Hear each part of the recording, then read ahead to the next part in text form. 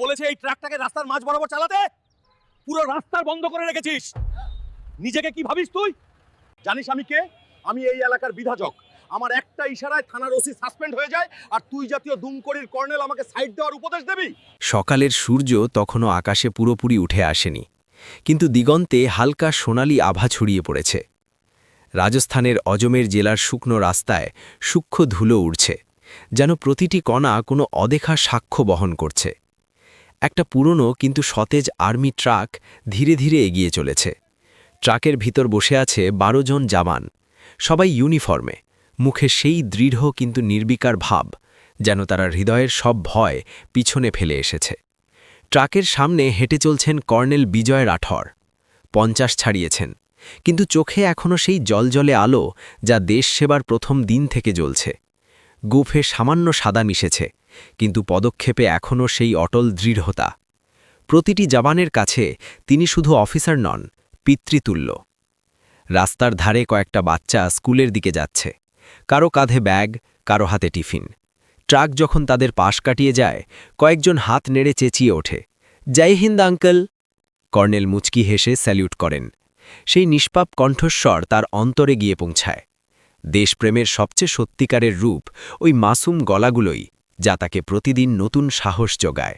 ট্রাকের ভিতর হেডকোয়ার্টার থেকে অর্ডার এসেছে, সীমান্তবর্তী এলাকায় রুট পেট্রোলিং করতে হবে। এই ডিউটি কখনো সহজ নয়। রাস্তায় পুলিশ চেকপোস্ট, গ্রামের ভিড়, যানজট সবই নিত্যদিনের। কিন্তু রাজস্থানের এই গলিতে একটা বিশেষ ব্যাপার আছে। এখানে মানুষ ফৌজকে দেবতার মতো সম্মান করে। তবে ক্ষমতার অহংকার মাঝে মাঝে সেই সম্মানের উপর কালো ছায়া ফেলে দেয়। ট্রাক যেই মেন রোডে উঠল, কর্নেল দেখলেন সামনে একটা লম্বা কনভয় চলছে। কালো কাচের গাড়ি, লাল বাতি, সামনে পিছনে পুলিশের জিপ।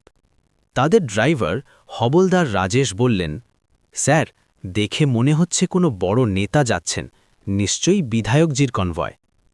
কর্নেল মাথা নাড়লেন। হ্যাঁ, সাবধানে চালাও, অযথা ভিড়ভাট্টা করিও না, আমরা আমাদের পথে আছি, ঝামেলা এড়িয়ে চলো।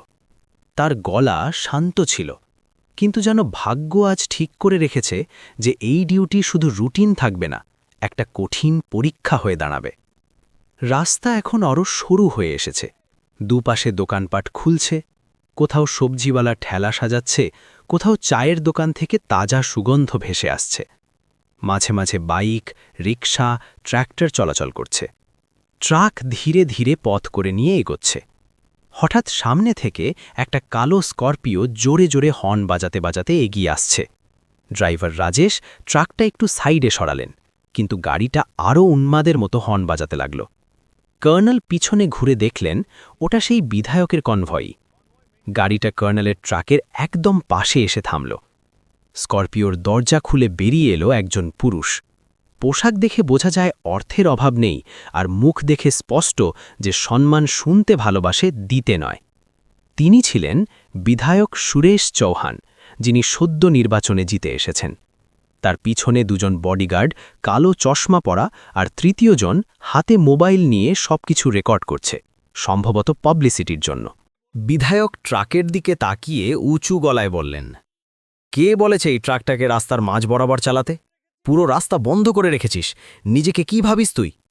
কর্নেল ট্রাক থেকে নেমে এলেন, শান্ত স্বরে বললেন, স্যার, রাস্তা সবার, আমরা কাউকে আটকাইনি। আপনার কনভয় চলে গেলে আমরা সাইড দিয়ে দেব। কিন্তু সুরেশ চৌহানের চোখে জল নয়, জ্বলন্ত ক্রোধ। তিনি এগিয়ে এসে বললেন, সাইড দেবে? তুই সাইড দেবি? তুই জানিস আমি কে?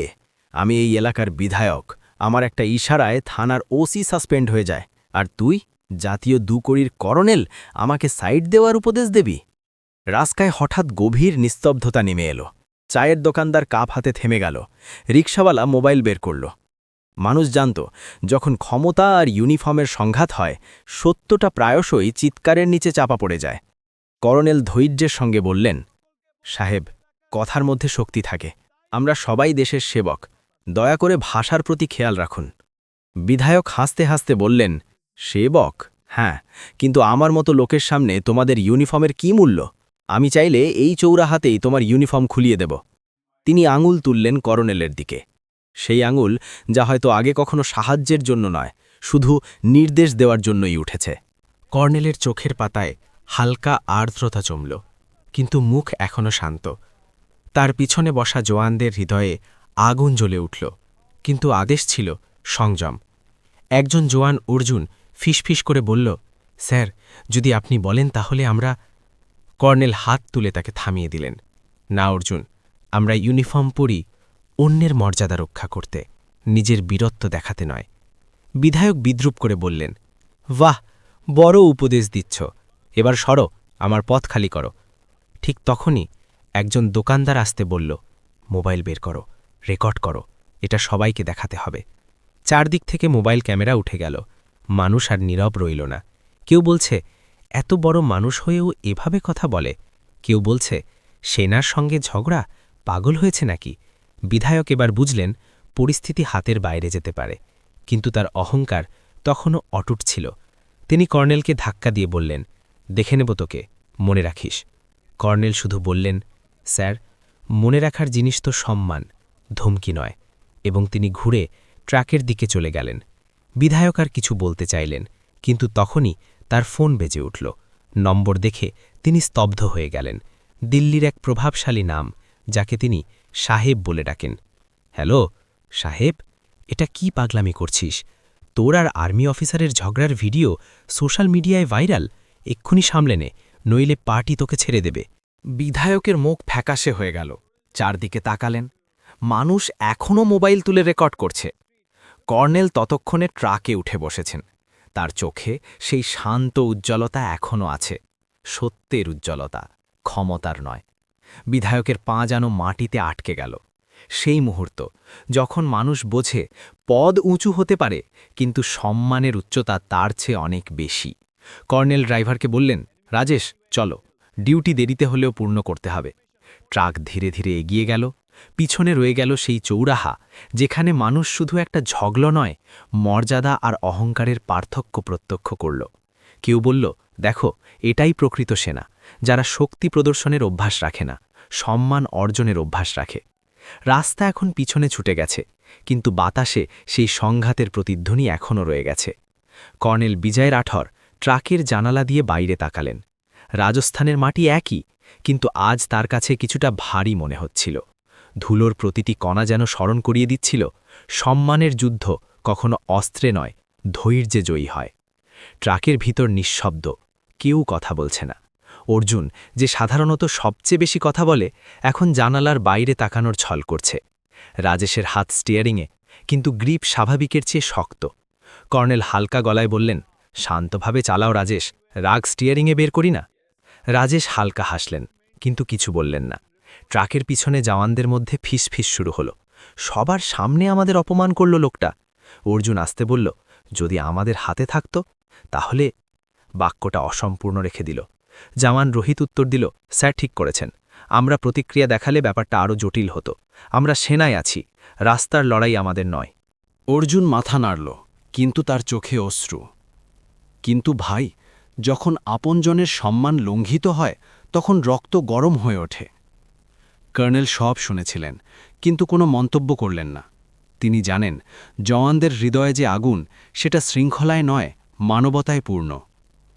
রাতের দিকে ইউনিট ক্যাম্পে পৌঁছাল।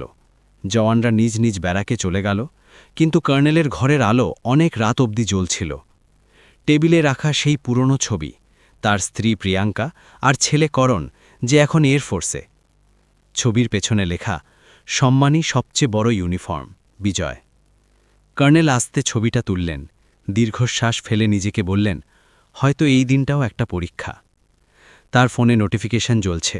সোশ্যাল মিডিয়ায় সেই ভিডিও ভাইরাল। শিরোনাম, বিধায়ক আর্মি কর্নেলের অপমান করলেন, জনতা ক্ষুব্ধ।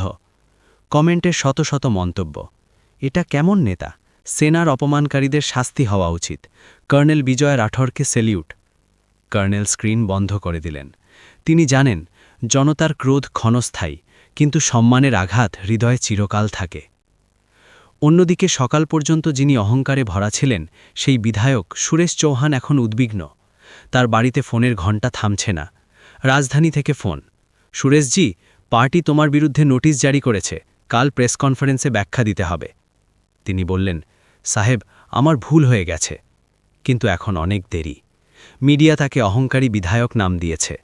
মানুষ তার বাড়ির বাইরে জয় হিন্দ স্লোগান দিতে শুরু করেছে। নিজের কর্মীরাও এখন দূরত্ব বজায় রাখছে। রাতে তিনি টিভি বন্ধ করলেন, জানালা দিয়ে বাইরে তাকালেন। সেই রাস্তা যেখানে তিনি কর্নেলকে অপমান করেছিলেন, আজ সেই রাস্তাই তার ভুলের দর্পণ হয়ে উঠেছে। পরদিন সকালে ক্যাম্পে একটা গাড়ি এলো। জেলা পুলিশ অফিসার আর কয়েকজন সাংবাদিক। পুলিশ অফিসার কর্নেলকে বললেন, স্যার, কালকের ভিডিও খুব ভাইরাল। ওপর থেকে নির্দেশ, আমরা তদন্ত করব। আপনি চাইলে অভিযোগ দায়ের করতে পারেন। কর্নেল হালকা হেসে বললেন, অভিযোগের দরকার নেই, কখনো কখনো শাস্তি সময় নিজেই দেয়। এক সাংবাদিক জিজ্ঞাসা করলেন, স্যার, আপনার খারাপ লাগেনি? কর্নেল বললেন, অবশ্যই লেগেছে, কিন্তু খারাপ লাগা ভুল নয়। সেই খারাপের জবাব কিভাবে দেওয়া হয় সেটাই গুরুত্বপূর্ণ। সাংবাদিকরা নীরব হয়ে গেলেন। উত্তরটা শব্দে নয়, চরিত্রে দেওয়া হয়েছিল। সন্ধ্যায় বিধায়ক নিজে ক্যাম্পে এলেন। মুখ অবনত, অহংকার এখন ছাই, হাতে ফুলের তোড়া। কর্নেল তাকে দেখে কোনো ভাব পরিবর্তন করলেন না, শুধু দাঁড়িয়ে রইলেন, সংযত, মর্যাদাময়। বিধায়ক বললেন, কর্নেল সাহেব, আমার ভুল হয়েছে। রাগের মাথায় এমন কথা বেরিয়ে গেল যা বেরোনো উচিত ছিল না। আমি দেশের সেনার সম্মান করি, আজ আপনার কাছে ক্ষমা চাইতে এসেছি। কর্নেল এক মুহূর্ত তার চোখে তাকালেন। প্রথমবার সেখানে সত্যিকারের অনুতাপ দেখলেন, অভিনয় নয়। তিনি বললেন, সাহেব, ক্ষমা শব্দে নয়, আচরণে প্রমাণিত হয়। যদি সত্যি সম্মান শিখে থাকেন, তাহলে এখন থেকে প্রতিটি সৈনিক, প্রতিটি পুলিশ, প্রতিটি সাধারণ মানুষকে তার প্রাপ্য মর্যাদা দিন। বিধায়ক মাথা নত করলেন, প্রতিজ্ঞা করছি। কর্নেল হাত বাড়ালেন। দুজনে করমর্দন করলেন। ভিড় নীরব ছিল, কিন্তু হৃদয়ে করতালি গম গম করছিল।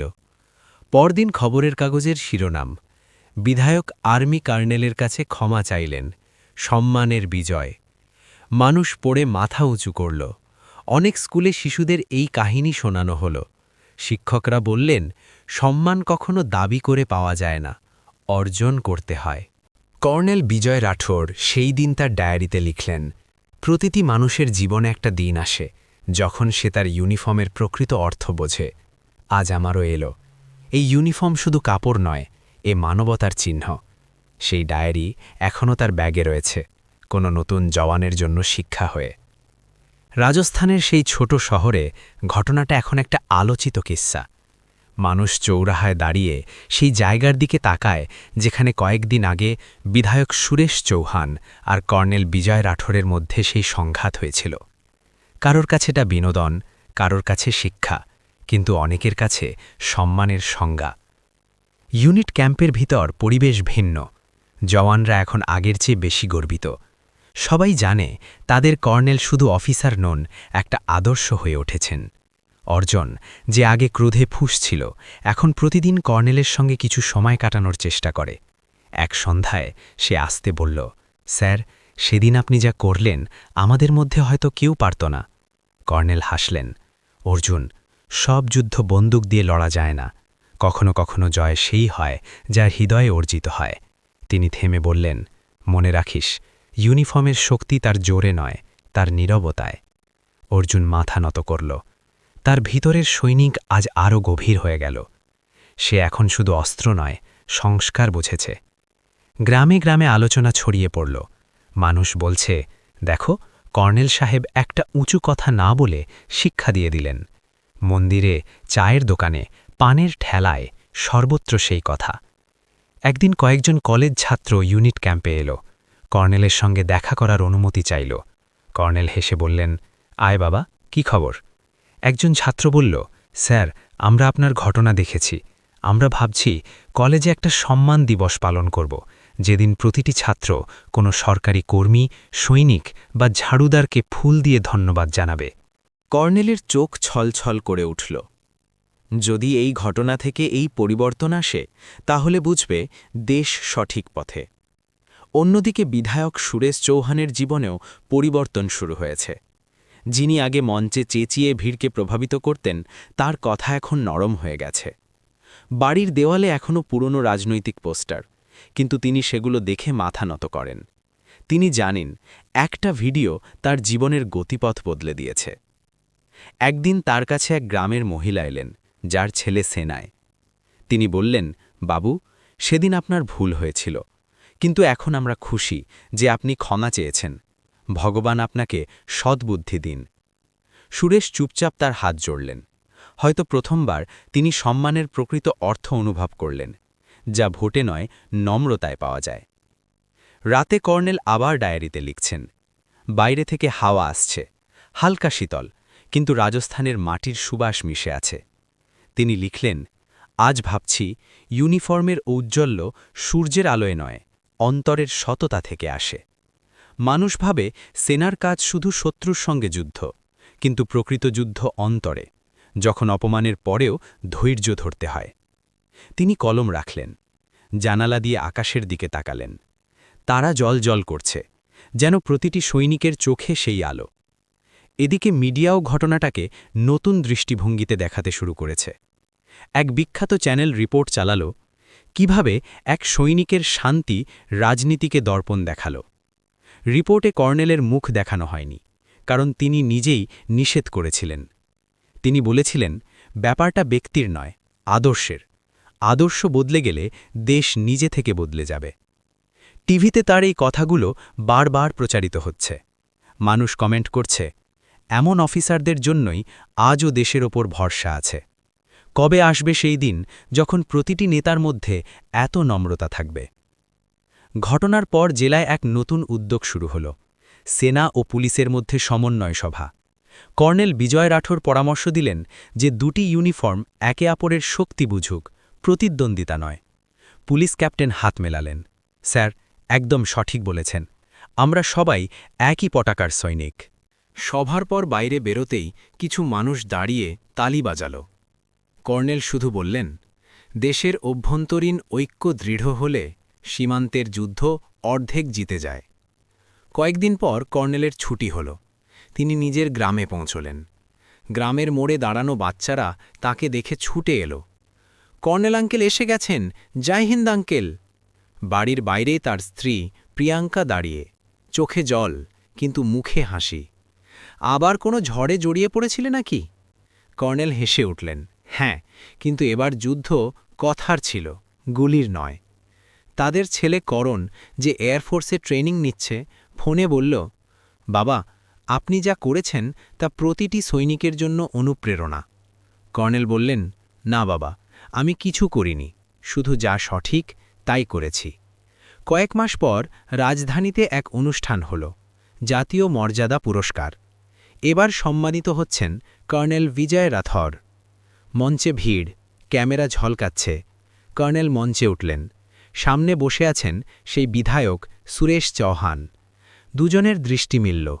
সুরেশ হালকা মাথা নত করলেন, যেন অতীতের সব ব্যবধান মুছে গেল। কর্নেল ভাষণে বললেন, দেশের শক্তি তার সৈনিকদের মধ্যে নয়, তার সংস্কারে। যদি আমরা অন্যের সম্মান করতে শিখি, তাহলে কোনো শক্তি আমাদের বাঁকাতে পারবে না। ইউনিফর্ম যারই হোক, সম্মান সবার এক। পুরো হল তালিতে গমগম করে উঠল। কেউ কাঁদছে, কেউ হাসছে, কেউ ভাবছে কবে আমাদের দেশে প্রতিটি বিরোধ এভাবে সমাধান হবে। রাতে অনুষ্ঠান শেষ হলে কর্নেল বাইরে বেরোলেন। আকাশে চাঁদ উঠেছে, ঠিক সেই দিনের মতো যেদিন সব শুরু হয়েছিল। তিনি আস্তে বললেন, সম্মান দাবি করা যায় না, অর্জন করতে হয়। আর যখন একজন মানুষ বদলায়, সমাজও বদলাতে শুরু করে। তিনি হেঁটে চলে গেলেন, পিছনে ক্যামেরা, কিন্তু তার পদক্ষেপে দৃশ্যমান এক প্রকৃত সৈনিকের আত্মবিশ্বাস আর নম্রতা, দুটোই। এই কাহিনী শুধু এক বিধায়ক আর এক কর্নেলের নয়, মর্যাদা আর অহংকারের। বন্ধুরা, এই কাহিনীর মাধ্যমে আমরা আপনাদের এই বার্তা দিতে চাই যে প্রকৃত শক্তি চিৎকারে নয়, ধৈর্যে। আর যখন সমাজ বুঝে যাবে যে সম্মান প্রতিটি মানুষের জন্মগত অধিকার, তখন আর ঝগড়া থাকবে না, অপমান থাকবে না, শুধু এক দেশ, এক চেতনা, এক সম্মান। যদি আপনারাও আমাদের এই চিন্তার সঙ্গে একমত হন তাহলে এই ভিডিও লাইক করুন, চ্যানেল সাবস্ক্রাইব করুন এবং কমেন্টে আপনার মতামত জানান। আপনাদের প্রতিটি মত আমাদের কাছে অমূল্য, কারণ আপনাদের কণ্ঠই আমাদের শক্তি।